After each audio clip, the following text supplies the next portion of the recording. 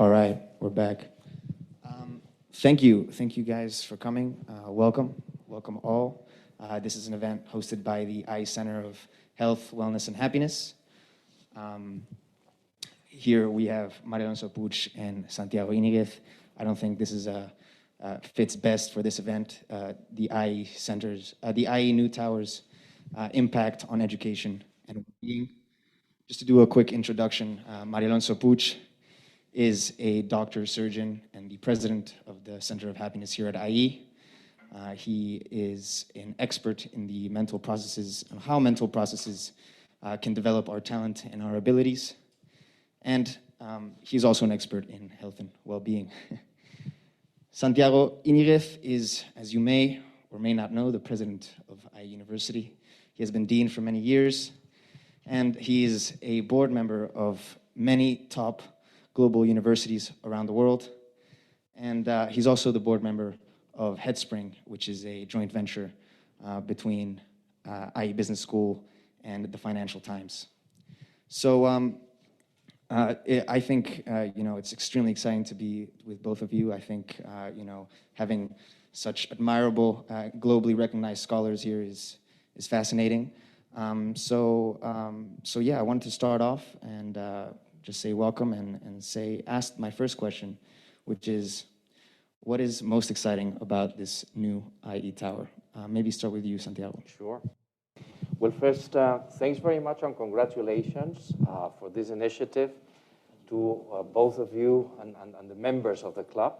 But also let me take this opportunity to thank and express our gratitude to Mario Alonso Puig, Amélie, for their job at the forefront of the Center for Health, Wellbeing, and Happiness, which is doing, as you all probably know, a terrific job in terms of promoting well-being among the members of our community. I realize that you are running a number of initiatives this week, so I hope that many of you join and that you also enjoy the content. And of course, for me, it's an honor to be here on this same panel with Mario Alonso Puig, who is actually the expert on well-being. I will, of course, convey my ideas, my experiences in the field of how education can actually contribute to a good balance among the students. But then addressing your question about what brings the new facility on IE campus, I guess you are all aware that in September we plan to open this new facility, the IE Tower, which is going to be a 35-story building. I guess you all probably know, and those, if there's any student here from our degree in architecture, architects say that skyscrapers are the most sustainable constructions, right? Because they preserve many different things that have to do with the environment in a much better shape than other forms of construction. But in particular, as regards the life of the members in our community, I guess the main achievement is going to be that we're going to have everything in the same place at hand. So you will be able to deal with the rest of your fellow students from both your school and the others. You may reach out to the faculty members who are going to be just 2 minutes away in some other floor. Of course, the building is going to be equipped with all sorts of services, ultimate state-of-the-art technology. And what I'm looking forward is actually breaking down those silos that some analysts say that exist in academia. You know that they say that universities have become like compartments, so that professors in finance don't talk to the ones in marketing, for example. They research each of them. In their own field, they don't relate to each other. So here we are going to foster all the good values of collegial life, being together, experimenting together, living innovation together, and of course promoting well-being, because the facility is going to host some sports facilities as well, installations, for example, a swimming pool, fitness center. And of course, I look forward, the opening of this new promised land that we have been looking for a long time. So thanks very much for inviting me here and sharing this information with you. Absolutely, absolutely. Mario, what is most exciting for you of the IE Tower? Well, thank you, Alvaro, thank you. Santiago, it's also an honor for me to be with both of you and all of you. For me, the most exciting element is the people. People who will be there. As Santiago was highlighting, the opportunity to be together in this absolutely new way of understanding education. And I think that we can be extremely proud of that we're a community who have exactly the same vision to help each other to become the best that we can be. And this is really what really makes me extremely happy about the tower. The structure will help, no doubt about that. Santiago was explaining how. And I think that it's an amazing opportunity really to live at our best, to really experience what a true community where there are no separation between us. Of course, there are students, there are teachers, but we are all human beings who want to grow, who want to evolve, who want to really value diversity and help each other. Because otherwise, this world doesn't have any future, unless we understand that. I mean, and this structure, which is so beautiful, it's extremely beautiful. I've been very close to the tower, and it's quite impressive. It will give the kind of a structure that will help this kind of community to be built. So very, very excited about that. Can I just interrupt you for a second? I think you need to push your microphones up because people on Zoom are telling us they can't hear you very well. Oh, I see. Right. The microphone up Right. closer to your mouth. Thank you. Or should I maybe put it in my tie? What do you think? Okay. Okay, yeah, that's a good point. Yeah, it's better. Is it okay now? Is it better? Can you hear us now better? Okay. Yes? Okay, thanks very much. Thank you, Amelie. Amazing. Hopefully this microphone also works. It may be out of battery. It takes just a while, I guess. Do you mind if you check it out just for a few minutes? I'll speak a little louder. Hopefully everybody can hear me a bit better. But it lasts a few seconds, unfortunately. So speaking of sort of this form of diversity and community that we are fostering here in IE, what are possibly the tangible instruments that can really bring out that diversity and that sort of international mobility at IE? Right. Should I go first? I guess you all realize about this immense asset that we have at IE University. I was actually chatting this evening with those students that have contest for the group of representatives, our governance group representing you, the student body. The finalists, the elect group is not yet announced, but I was actually meeting all of them, all that have concurred for this election. And I was amazed because going around the screen, we were actually meeting online, the fact is that all of them have lived in at least 2 countries. And they were coming, of course, from all latitudes. So I was so impressed at the immense diversity in terms of background culture, of course, gender, visions of the world, and visions of the good life. So this is a very precious asset that we have here at IE University that doesn't actually exist in many other places. And you should nurture and embrace this diversity. This is something that I take this opportunity to ask you, to encourage you to enhance this diversity, because it's actually a source of learning for all of you. And you may learn more about many other things in the world if you deal with people that are not like you. So I very much, encourage you to avoid sameness and look for real diversity. And then allow me maybe to take this opportunity also to ask another thing from you. The fact that convictions on campus are so different in many respects, demands that conventions, the way we deal with each other, become even more important.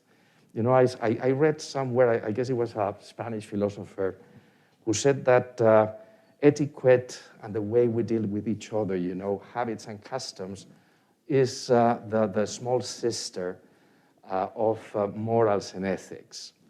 So if we actually take care for the way we treat each other, the way we address the rest of our fellow students, the rest of our partners here.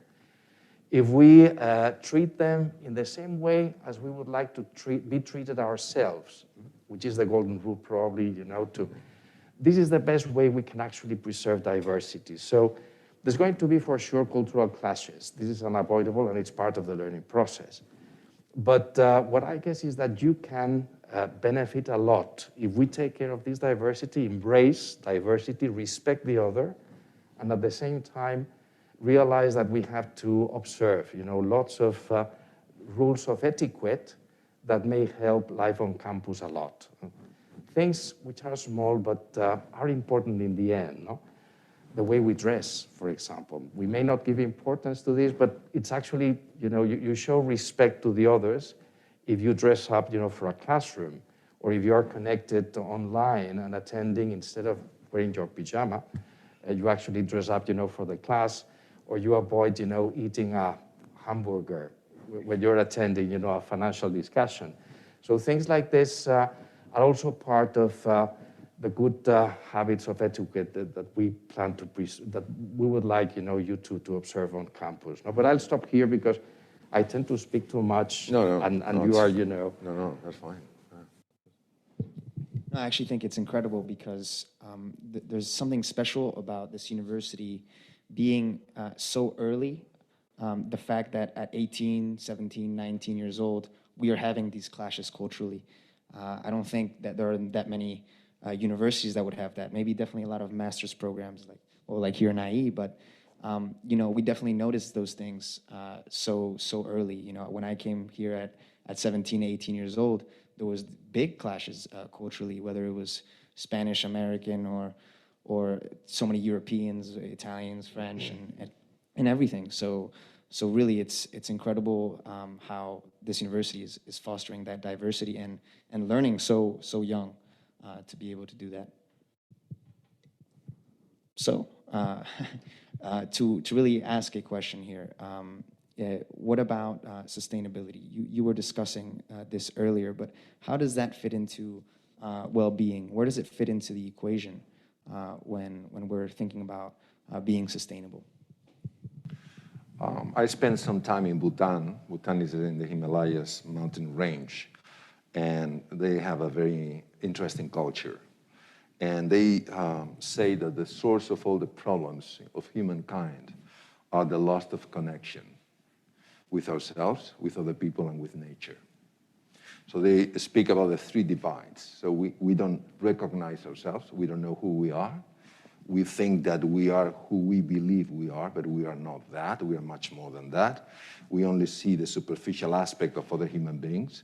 So if that person doesn't have the same culture, the same way of thinking, I feel a little bit, I feel a little bit strange. And with nature, we think that we can do anything that we want with nature, that everything will be solved with our creativity, and we are wrong. We are deadly wrong. So, for instance, in Bhutan, which is very close to Nepal, in Nepal, many of the mountains are really, there are so much rubbish over there because people don't pay attention to, they don't take care of nature. In Bhutan, you cannot do any kind of climbing because they respect mountains. So anything that has to do with sustainability, with taking care of nature, with recycling, with circular economy, and all those things are part of our way of thinking, and this is the way that is part of the culture of IE, and of course we will foster it the best that we can because it's part of who we are. If we don't have nature, we will not be here. For us, we are so arrogant creatures. We are so arrogant. We think that we can solve any kind of problem, so that we are above nature. No, we are part of nature. So when we understand that, we are very respectful with other people, no matter how they think, no matter what is the culture, no matter what's the race, because we see in them brothers and sisters. Brothers and sisters. So, as Santiago was saying, you treat them as you would like to be treated, and they feel it. And this is the essence of creating a culture of trust. Trust is the essence of everything. So everything is connected. We have, because the left hemisphere of the brain is the one which rules our culture, we have forgotten that we have another side, that we have a right side, believe it or not. When we put that right side of the brain into action, then it's much, much easier to see the beauty in other people. It's much easier to see the beauty in yourself. It's much easier to see the beauty in nature. So this is part of the way we understand education and culture, because if you don't have a humane education, you don't have a humane culture, you don't have a culture. You don't have a culture. You have some things, but you don't have a culture. So we take a lot of care, and we think this is something that definitely we want to, improve and foster as much as possible. Absolutely. If I may just add something to what Mario was saying. The fact is that you are actually bringing also, this passion for sustainability. I mean, we are learning a lot from the young generations because you come with this DNA, in your mindset. And I guess that the mission of universities shouldn't just be explaining how the world is. You learn about models and theories, and we tell you how companies, for example, are run and composed. But that is not enough. We should also instill in you a sort of prescriptive way of how the world should be. And this is something that you're actually demanding. I mean, how should companies be designed? How should they be composed? Is gender, for example, balance currently at corporations right? It's not. Do we have to change companies in terms of making them much more sustainable and respectful for the environment? So probably we should bring in the curriculum, and this is something that we are pushing ahead.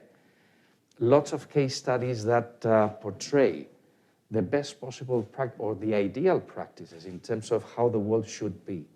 So don't don't just be complacent with how things are at present. Change them, because you're going to become the architects of the future global society. So if we don't teach you in class, if we don't provide you with examples of how the world should be, you should demand them from us. Don't be complacent with just learning, how the boards at companies are composed, or how is governance at corporations designed, or whether, it's enough. Going back to what Mario was saying, we're just part of the nature. We are noticing this during this pandemic very clearly, And similar to the humanities courses, do you think that maybe the center of well-being or just well-being in general, could it be filtered into the IE modules in the future years? Absolutely, and we plan actually to expand the presence of the center's activities across the different degrees. Of course, the humanities also provide, a very good reference. Going back to Mario's experience in Bhutan, which was very inspiring. I was actually thinking, I published yesterday, thinking about this panel, A Piece on Philosophy. And the objective of philosophy is actually providing answers to how to be happy in life. I mean, this is the big question for all philosophers, from Socrates down to Kant. They were all concerned about how to provide answers, or probably the right questions, in order to analyze what is the happiness phenomenon. So what I also suggest, I take this opportunity to recommend you that you actually read philosophy and think about the major questions that the thinkers throughout history have actually raised themselves. They provide many times very good pieces of advice, and we probably need to dedicate more time to reflection and philosophy in a world that is so action-oriented. We don't have time, to think carefully about things and reflect and talk to our souls. It's true. How does that tie into well-being itself, reflection, and really understanding oneself? Well, Santiago was mentioning Socrates. When he was appointed as the wisest man in the world by Delphos, I don't know how it's in English, or it's in the Parnaso mountain close to Athens. He was aware that he didn't know much. So this attitude of, understanding that we know very little, but that openness to learn, that humility is so necessary nowadays. Sometimes we think that because we know some things, there's not more to learn. That's the first thing. And the other element, which is very important, at least in our center, is very important, is contemplation. Contemplation goes beyond reflection. Contemplation, it's something much deeper. I remember I had a very profound experience in Cambridge, Massachusetts, with a team of Howard Gardner and David Perkins. They were the people who developed the theories of multiple intelligences. So we were taken to a museum, which belongs to Harvard, and we were looking at the paintings, very interesting paintings, and then David Perkins told us, choose just one painting, but choose well. I said, why, David? Because you will spend close to 4 hours in front of the painting. When somebody tells you that you are going to spend 4 hours in front of a painting, you look for the right painting. You don't make that mistake in that, So I found an amazing painting of the Rocky Mountains. So I chose that. We had a chair, and we had to sit with the commitment only to stand up and go to the toilet. So the first hour was, it's a nice painting. It's a nice painting. The second hour, I was, oh my God, I had too much of this painting. The third hour, something started to change. I've never, ever experienced something so profound.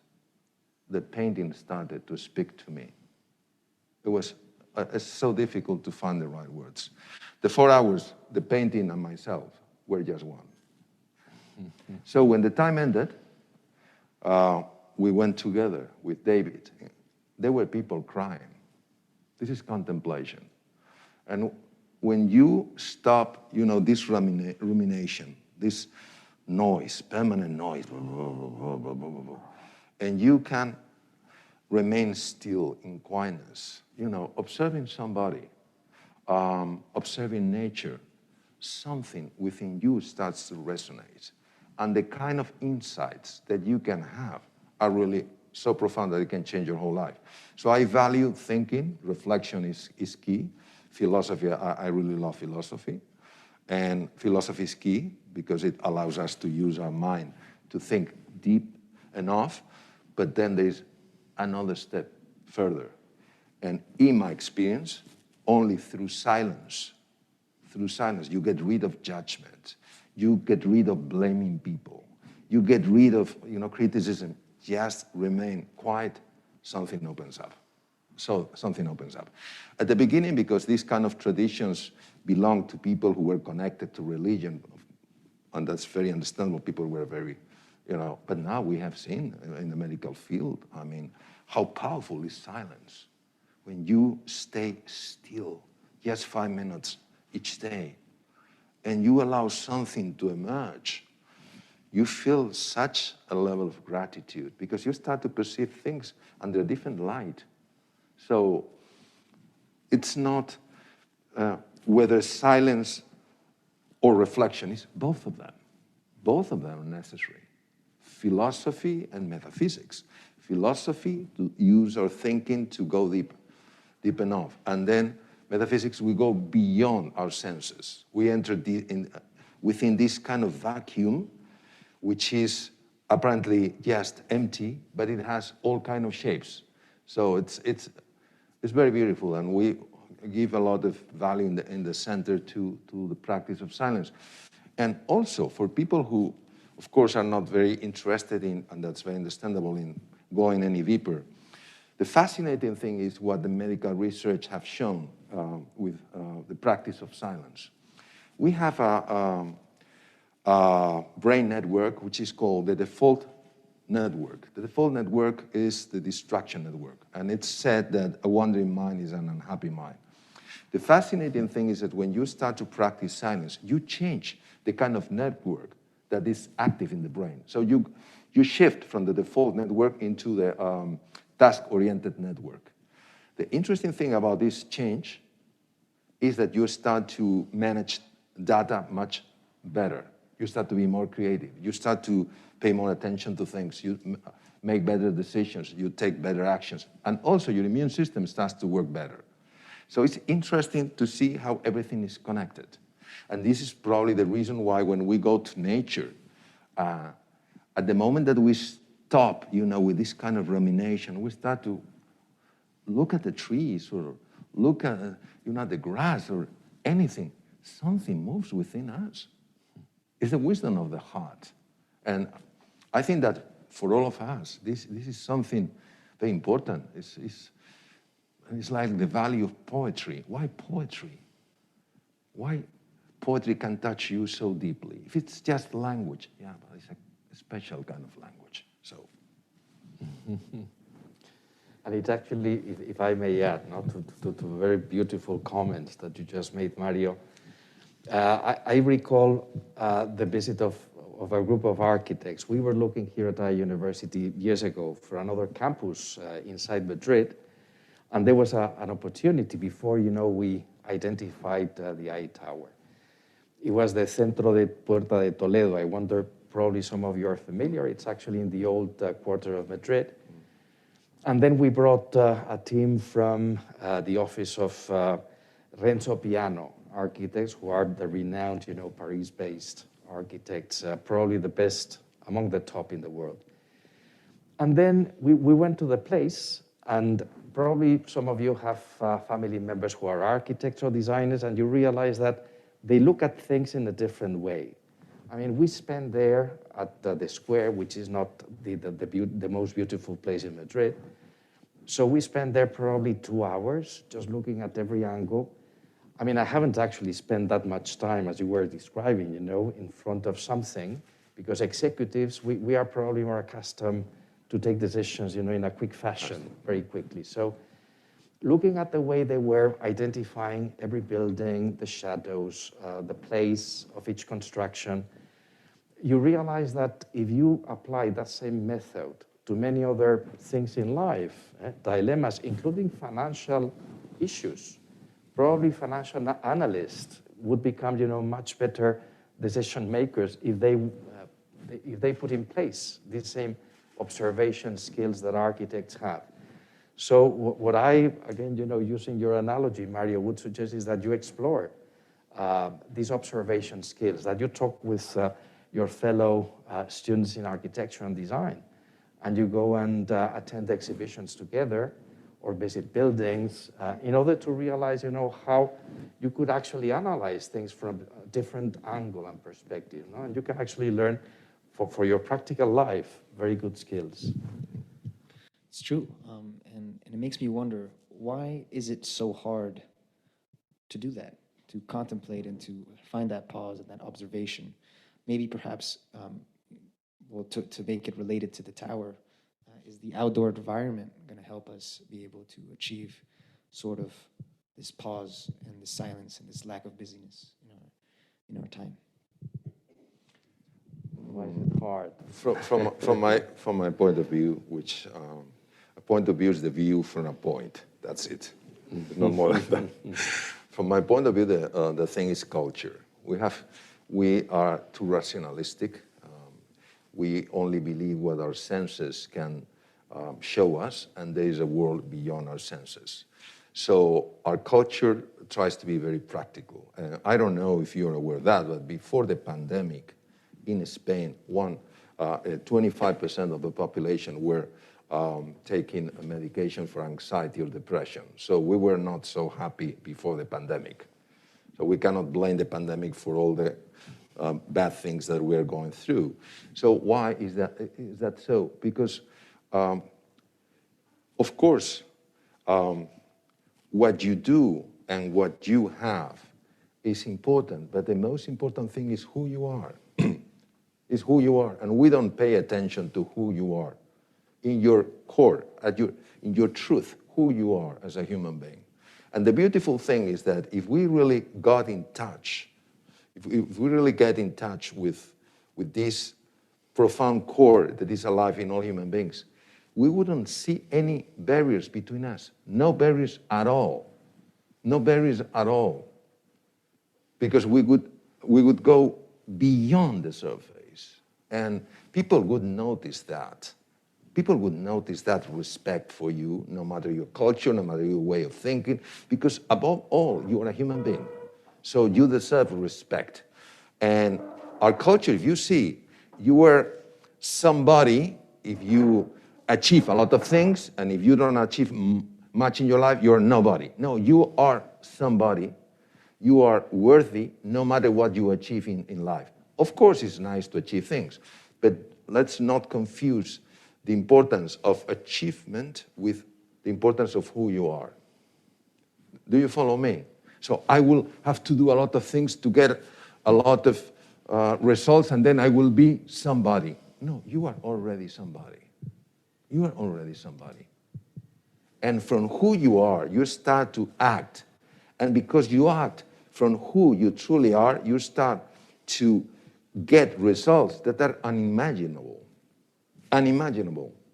So we are trapped in a paradigm, which is a way of looking. And in the same way that 500 years ago, people thought that beyond the horizon there was, a cliff, and there were monsters, and nobody risked their lives to go beyond that horizon. We live in the same kind of paradigm. We don't pay attention to the wisdom of the heart. We think that the heart is something weak. No, the heart has profound wisdom. And in fact, Descartes and Blaise Pascal, they both were French, and Descartes was, I think, 21 years old when Pascal was born, so he was not so well known at the time. And Pascal knew perfectly the heart has reasons that the mind cannot understand. So we are in a culture that for us is very important.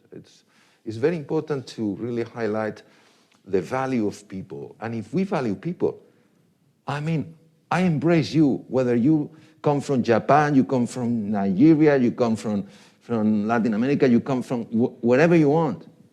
You are welcome to the party. I take you to dance. It's not just about, okay, we are in the same ballroom, I have to stand your presence. No, I invite you to dance. As Santiago was saying, it's not about, no, I tolerate diversity. No, I celebrate diversity. I take you to dance. And then imagine the kind of world that we could really live in. It's amazing. As I grow older, and now I'm 65, so I'm quite old, but I wonder why we don't create the kind of world that is completely full of joy and also abundance, because life is abundant. But when we are greedy, if I want something, Alvaro, you cannot have it. I'm sorry. But life is abundant. Our thinking is the problem. We don't think in the right way. We have a bias in the mind which was described 5,000 years ago. You read the Bhagavad Gita and you see exactly where's the problem. The problem is in the mind. There is a bias. So instead of seeing the beauty that is within you, I see the difference. And this is the reason for our unhappiness. So it's not happiness or results. No. At the beginning we thought that people who got good results were happy. But the research shows the opposite. People who are happy get much better results. But for our culture, this is something so counterintuitive that we don't want to accept it. We prefer to judge it as, that's bullshit. No. That's not bullshit. So we are very excited about, having, so many young people here. And Santiago is much younger than myself, but I have a young soul. So, people really helping each other to create the kind of life that we could really have, so that we truly celebrate life, that we help each other. And this pandemic has shown us something. If we don't go together, there is no way for us. There's no way for us. And these are such difficult and complex concepts. In your experience, Santiago, how can you develop that openness and that culture to really learn these concepts within an organization or a university?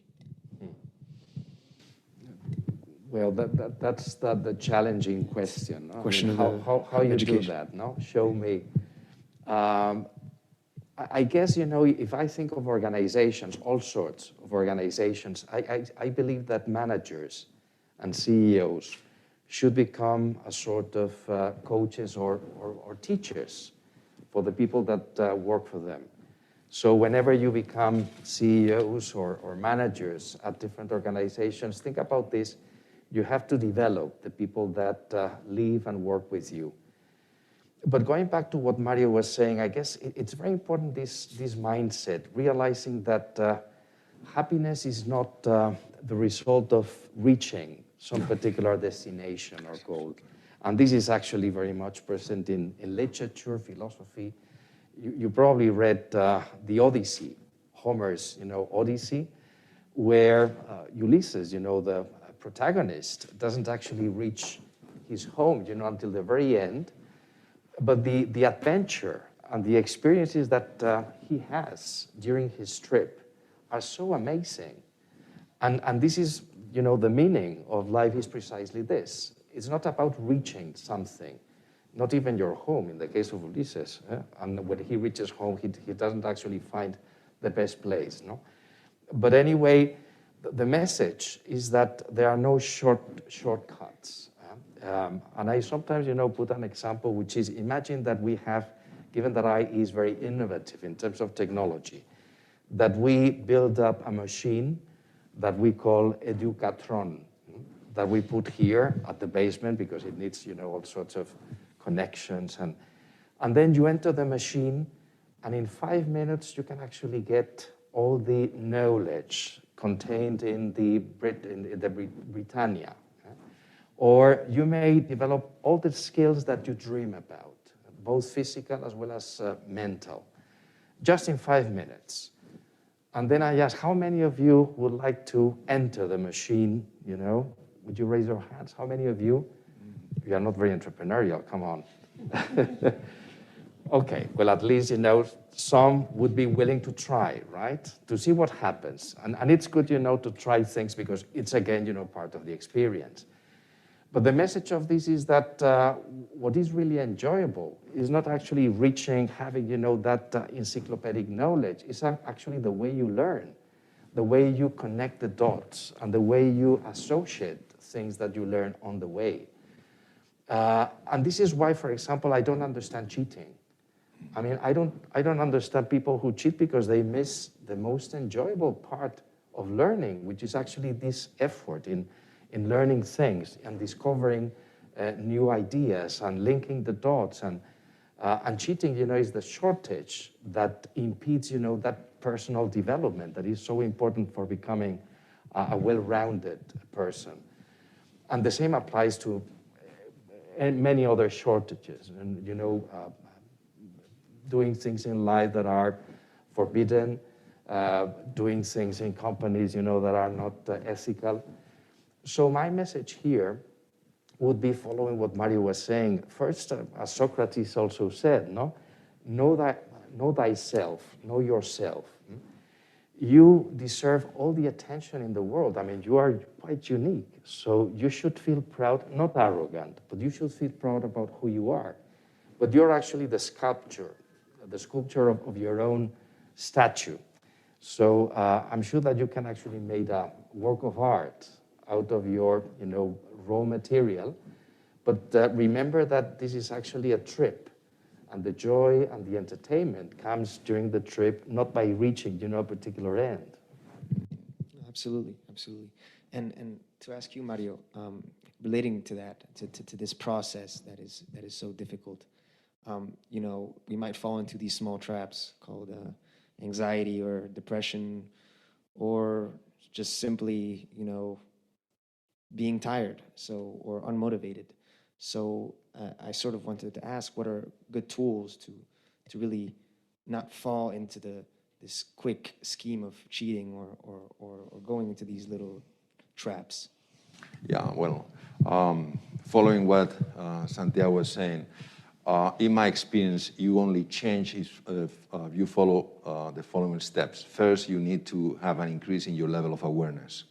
If you are not aware of something, which is new, you are not going to change. So first, become aware, for instance, when the world started to learn about the benefits of meditation and mindfulness and all those things, people started to become aware of that. When people became, society became aware of the importance of emotional intelligence, now you know the level of consciousness rise. So the first element. The second element is you need to feel responsible.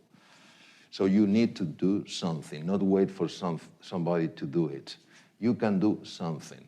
Maybe a little thing, but you can do that. So you take responsibility. In third place, you need to feel the motivation. So you really need to feel what's at stake. And something very important, what's at stake, is happiness. And happiness is connected, by the way, with health and with performance. So you increase your level of awareness, you take responsibility, you feel the motivation, and you start to create confidence. Confidence that you can do something. Something, just a little step forward. And when you take one step forward, then another one follows, and then you take action. And things start to happen. So this is a community. IE is a community. And change starts in any place. So it's not just, the faculty has to start a change. And no. Alvaro, this is a perfect sample. This is your idea. This is not Santiago ideas, and he has a lot of experience in education. It's not my idea. It was your idea. So, and you have created a space of possibility, and all these people who have come to watch this meeting, we are creating something very beautiful. So you had that rise in your level of awareness, you took responsibility, you felt the motivation, you have confidence, you started the whole process. So this is what we have to do. And in connection with anxiety and depression, I went through medical school for 6 years. 6 years. And they never, ever told me what I had to do to be healthy. Nothing.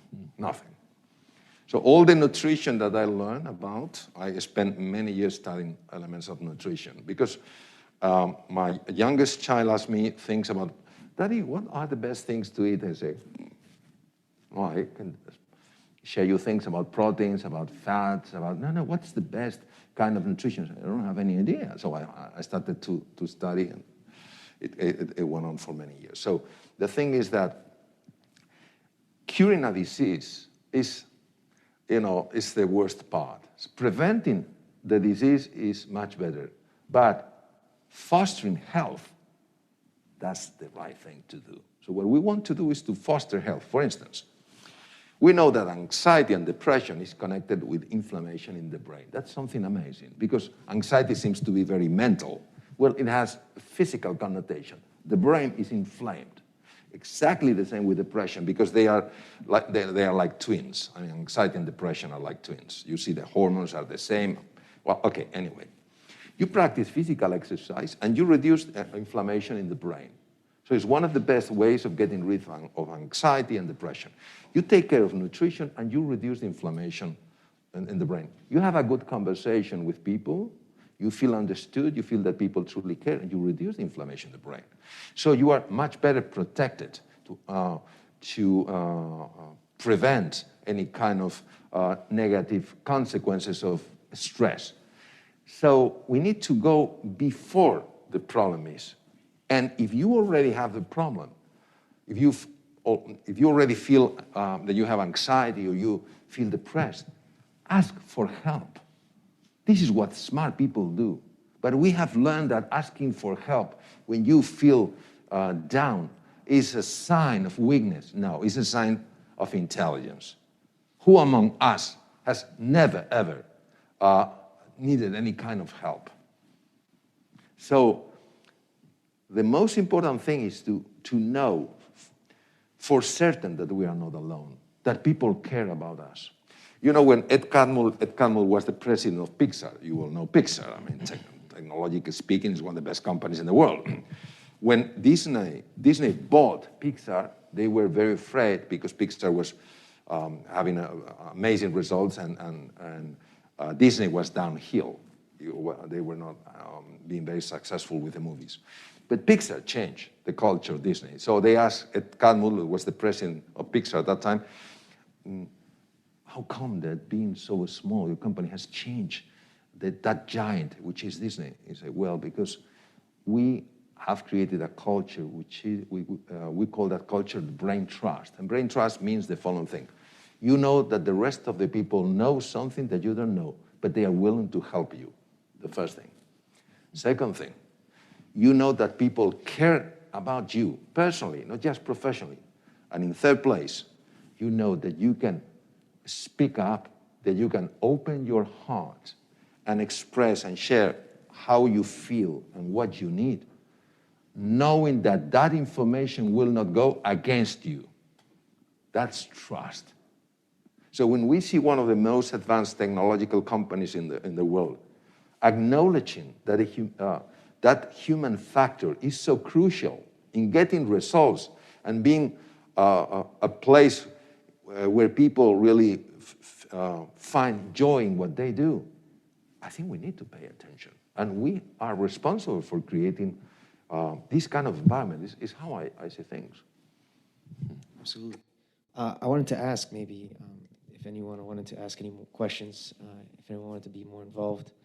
I mean, I could still ask a few questions, but if anyone online, maybe.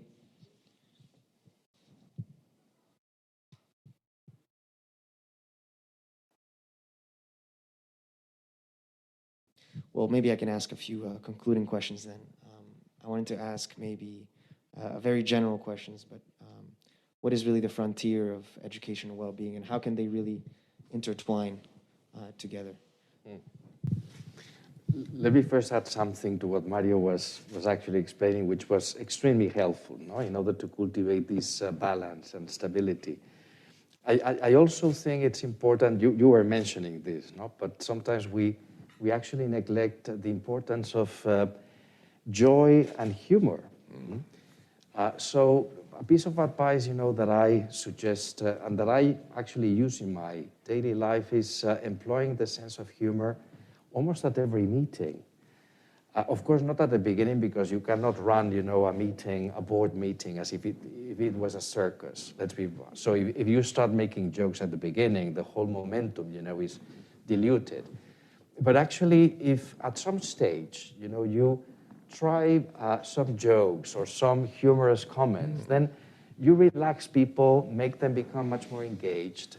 And given that we spend, most of our lives at work, if we can't enjoy our jobs, then it becomes actually a torture. So being humorous and employing, some sense of humor. Of course, you have to be a little bit, intelligent here, because it's not actually about playing the same jokes that you download on your social networks. No?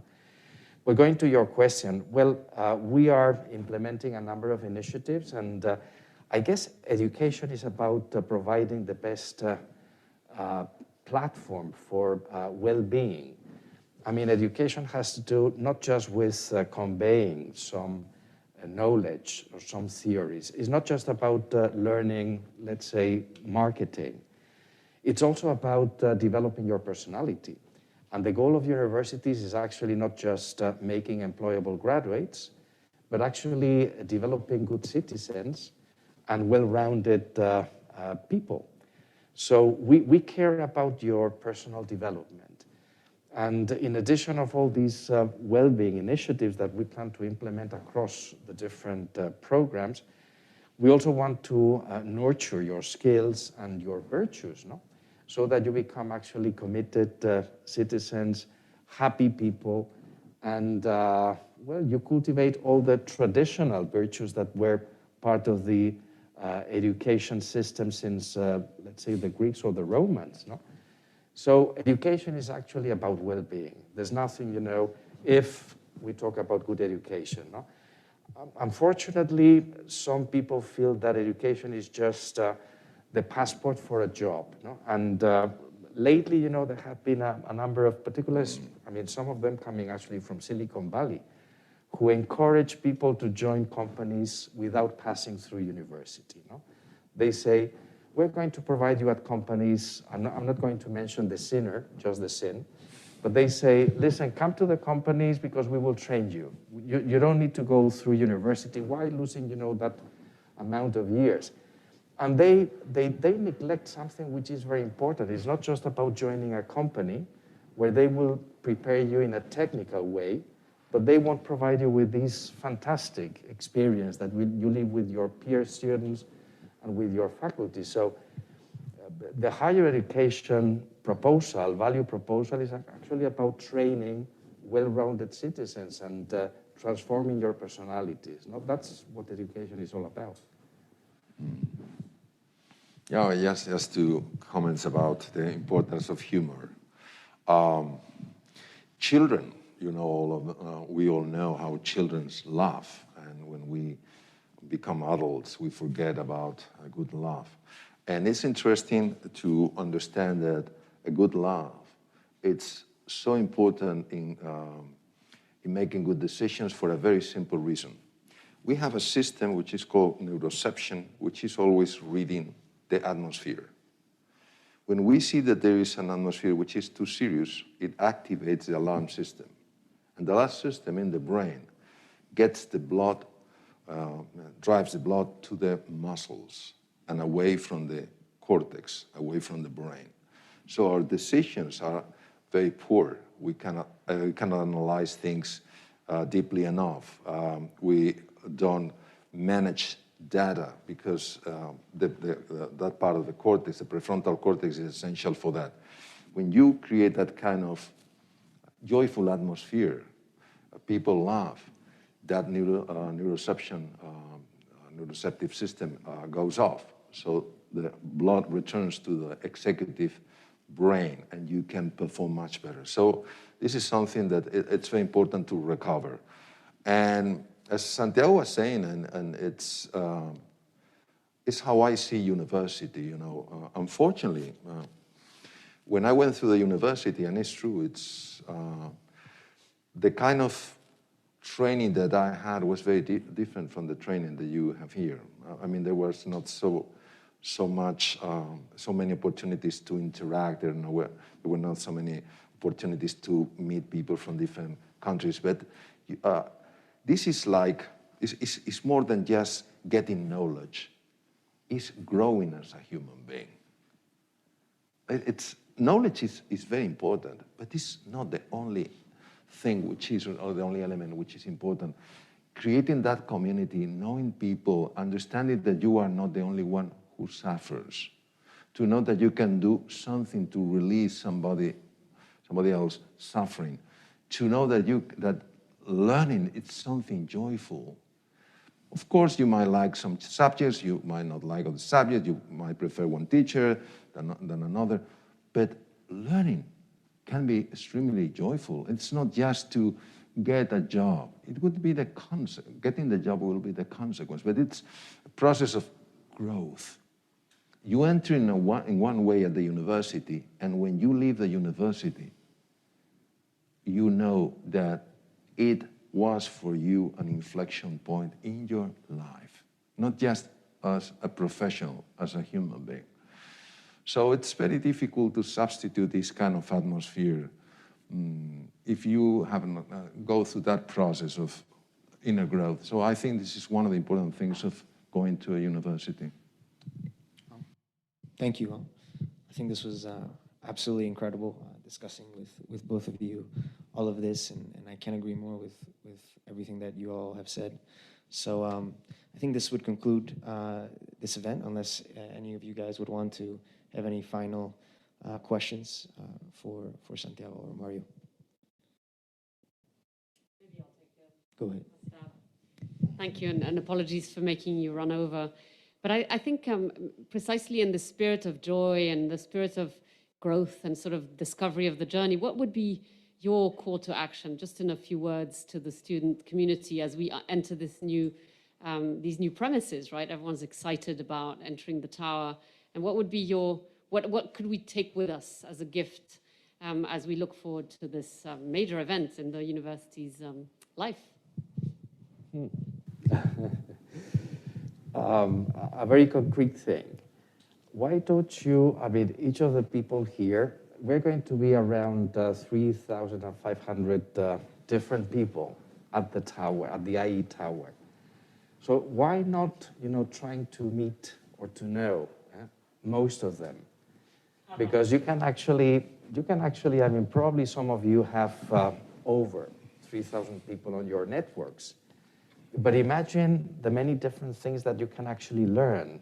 I mean, looking at this audience, for example, the rich diversity that is here.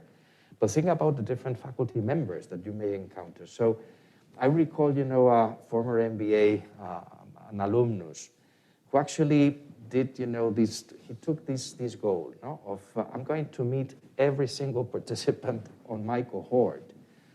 And he did. Of course, he became the most social.